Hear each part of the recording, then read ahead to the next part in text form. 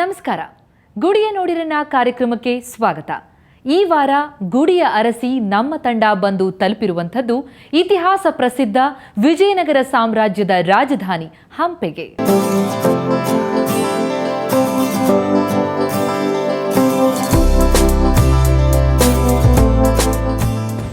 ವೀಕ್ಷಕರಿಗೆ ನಮಸ್ಕಾರ.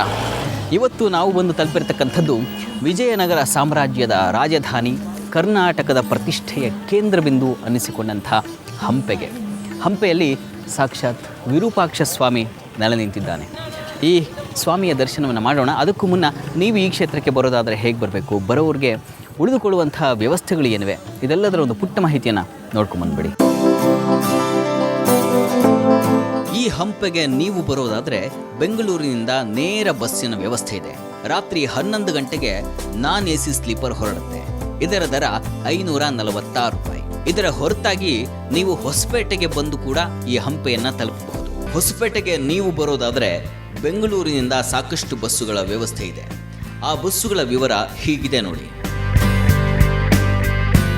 AC sleeper ಇದು ಹೊರಡುವ ಸಮಯ ರಾತ್ರಿ 9:50ಕ್ಕೆ, 11:14ಕ್ಕೆ ಹಾಗೂ 11:30ಕ್ಕೆ. ಇದರ ದರ 695 ರೂಪಾಯಿ. ಇನ್ನು ರಾಜಹಂಸ ಇದು ಹೊರಡುವ ಸಮಯ ರಾತ್ರಿ 7:30ಕ್ಕೆ ಹಾಗೂ 9ಕ್ಕೆ. ಇದರ ದರ 453 ರೂಪಾಯಿ. ಇನ್ನು ಕರ್ನಾಟಕ ಸಾರಿಗೆ ಇದು ಹೊರಡುವ ಸಮಯ ಸಂಜೆ 4:30ಕ್ಕೆ ಹಾಗೂ ರಾತ್ರಿ 10ಕ್ಕೆ. ಇದರ ದರ 326 ರೂಪಾಯಿ.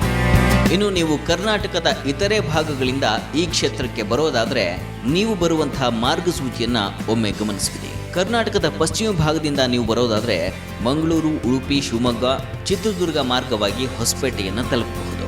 ಇನ್ನು ಕರ್ನಾಟಕದ ದಕ್ಷಿಣ ಭಾಗದವರು ಮೈಸೂರು, ಚಿತ್ರದುರ್ಗ ಮಾರ್ಗವಾಗಿ ಹೊಸಪೇಟೆಯನ್ನು ತಲುಪಬಹುದು. ಕರ್ನಾಟಕದ ಉತ್ತರ ಭಾಗದವರು ಬೀದರ್, ಗುಲ್ಬರ್ಗ, ವಿಜಾಪುರ ಮಾರ್ಗವಾಗಿ ಹೊಸಪೇಟೆಯನ್ನು ತಲುಪಬಹುದು. ಹೊಸಪೇಟೆಗೆ ನೀವು ಬಂದರೆ ಅಲ್ಲಿಂದ ಹಂಪೆಗೆ ಕೇವಲ 12 ಕಿಲೋಮೀಟರ್. ಹೊಸಪೇಟೆಯಿಂದ ಹಂಪೆಗೆ ಸಾಕಷ್ಟು ಬಸ್ಸುಗಳನ್ನು ಕಲ್ಪಿಸಿದ್ದಾರೆ. ಇನ್ನು ನೀವು ಬಳ್ಳಾರಿಗೆ ಬಂದು ಕೂಡ ಹಂಪೆಗೆ ಬರಬಹುದು. ಬಳ್ಳಾರಿಯಿಂದ ಸುಮಾರು 70 ಕಿಲೋಮೀಟರ್ ದೂರದಲ್ಲಿದೆ ಈ ಹಂಪೆ ಕ್ಷೇತ್ರ. ಇಲ್ಲಿಗೆ ಬಂದವರಿಗೆ ಉಳಿದುಕೊಳ್ಳಲಿಕ್ಕೆ ಸಾಕಷ್ಟು ಲಾಡ್ಜ್ಗಳ ವ್ಯವಸ್ಥೆಯನ್ನು ಮಾಡಿದ್ದಾರೆ. 700ರಿಂದ 1000 ರೂಪಾಯಿನಲ್ಲಿ ಉಳಿದುಕೊಳ್ಳುವಂತಹ ವ್ಯವಸ್ಥೆಗಳು ಮುಗಿದು ಹೋಗುತ್ತವೆ. ಹಂಪೆ ವಿದೇಶಿಗರ ಆಕರ್ಷಣೀಯ ತಾಣವಾದ್ದರಿಂದ ಲಾಡ್ಜ್ಗಳ ದರ ಸ್ವಲ್ಪ ದುಬಾರಿ. ವಿಜಯನಗರದ ತಪಸ್ಸಿನ ತಾಣ, ಯತಿಗಳ ಆಧ್ಯಾತ್ಮದ ಬೀಡು, ದಾಸರ ವೈದಿಕ ಪ್ರಪಂಚ, ಅಷ್ಟೇ ಅಲ್ಲ ವಿದೇಶಿಗರ ವಿಸ್ಮಯದ ಬೀಡು ಅಂತೆಲ್ಲ ಖ್ಯಾತವಾಗಿರುವಂಥ ಈ ಹಂಪೆಗೆ ಹಾಗೂ ಇಲ್ಲಿ ನೆಲೆ ನಿಂತಿರುವ ವಿರೂಪಾಕ್ಷನಿಗೆ ಒಂದು ಪೌರಾಣಿಕ ಹಿನ್ನೆಲೆ ಇದೆ.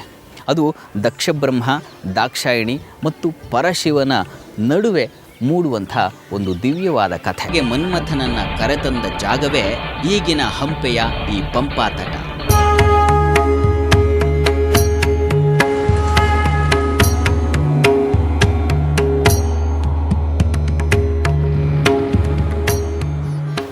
ಹಾಗೆ ಯಜ್ಞಕುಂಡದಲ್ಲಿ ಆ ದಾಕ್ಷಾಯಿಣಿ ಭಸ್ಮವಾದ ಮೇಲೆ ಪರಶಿವ ಒಂದು ದಿವ್ಯ ಸ್ಥಳವನ್ನು ಆಯ್ಕೆ ಮಾಡಿಕೊಂಡು ಅಲ್ಲಿ ತಪಸ್ಸನ್ನು ಆಚರಿಸಿದ. ಹಾಗೆ ಪರಶಿವ ತಪಸ್ಸನ್ನು ಆಚರಿಸಿದ ಸ್ಥಳವೇ ಈ ಪಂಪಾ ಕ್ಷೇತ್ರ ಅಂತ ಕರೀತಾರೆ. ಅಂದಹಾಗೆ ಈ ಕ್ಷೇತ್ರಕ್ಕೆ ಯಾಕೆ ಪಂಪಾ ಕ್ಷೇತ್ರ ಅಂತ ಹೆಸರಾಯಿತು ಗೊತ್ತೇ? ಇಲ್ಲಿ ಪಂಪಾ ನದಿ ಹರಿತಾ ಇತ್ತು. ಆ ನದಿಯ ತಟದಲ್ಲಿ ಪಾರ್ವತಿ ಶಿವನನ್ನು ಒಲಿಸಲಿಕ್ಕಾಗಿ ತಪಸ್ಸನ್ನು ಆಚರಿಸಿದ್ಳು. ಹಾಗೆ ಪಾರ್ವತಿ ತಪಸ್ಸನ್ನು ಆಚರಿಸಿದ ಪವಿತ್ರ ನದಿ ಇದು.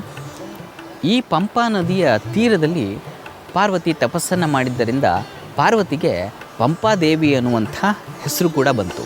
ಅಂದಹಾಗೆ ಈ ಪಂಪಾ ನದಿ ಅಂದರೆ ಏನು ಗೊತ್ತೇ? ಪಾಪಂ ಹರತಿ ಇತಿ ಪಂಪಾ ಅಂತ. ಈ ನದಿಯ ನೀರನ್ನು ಯಾರು ಪ್ರೋಕ್ಷಿಸಿಕೊಳ್ತಾರೆ ಅವರ ಪಾಪಗಳು ಹರಣವಾಗ್ತವೆ, ನಾಶವಾಗುತ್ತೆ ಅಂತ ಪುರಾಣದ ಕಥೆ ಹೇಳುತ್ತೆ.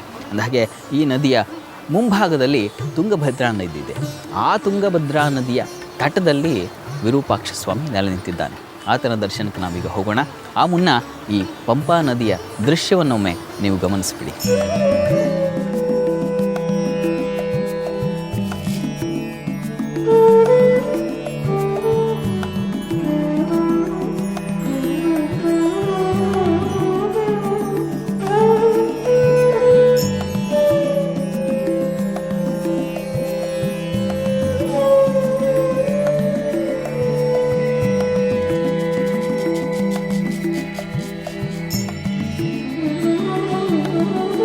ಈಗ ನಾನೇ ನಿಂತಿದ್ದೀನಿ.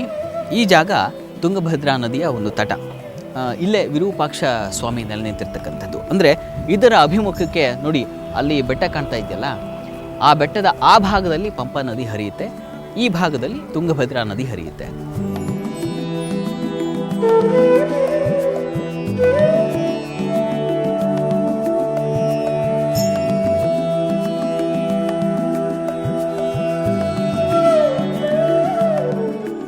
ಈ ತುಂಗಭದ್ರಾ ನದಿಯ ತಟದಲ್ಲಿ ಸ್ವಾಮಿ ವಿರೂಪಾಕ್ಷ ಸ್ವಾಮಿ ನೆಲೆಸಿದ್ದಾನೆ. ಯಾಕೆ ಆತನನ್ನು ವಿರೂಪಾಕ್ಷ ಅಂತಾರೆ, ಮತ್ತು ಆ ವಿರೂಪಾಕ್ಷ ದೇಗುಲ ಹೇಗಿದೆ, ಮತ್ತು ಆ ದೇವಾಲಯದಲ್ಲಿ ಯಾವ ಯಾವ ಮಹತ್ವಗಳಿವೆ, ಇವೆಲ್ಲವನ್ನು ತಿಳಿಯೋಣ. ಆ ದೇವಾಲಯ ದರ್ಶನ ಮಾಡ್ತಾ ಬನ್ನಿ.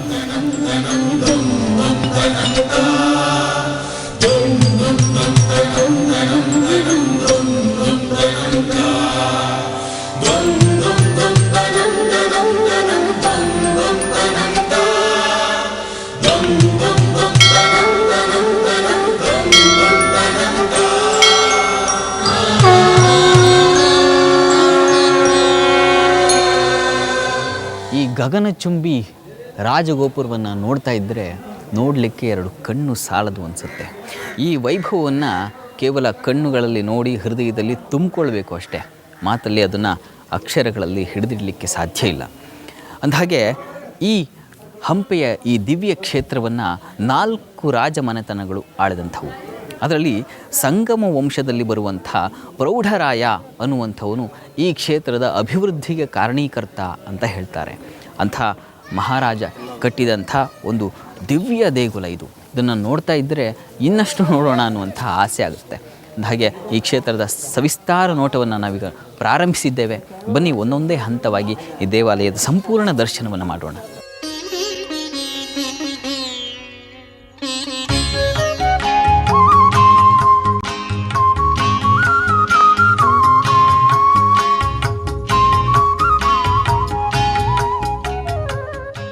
ವಿರೂಪಾಕ್ಷನೇ ಅಧಿದೈವ, ಇಲ್ಲಿಯ ಮುಖ್ಯ ದೇವತೆ, ಮತ್ತು ಈತನ ಮೂಲಕವೇ ಇಲ್ಲಿಯ ಇತಿಹಾಸ ಆರಂಭ.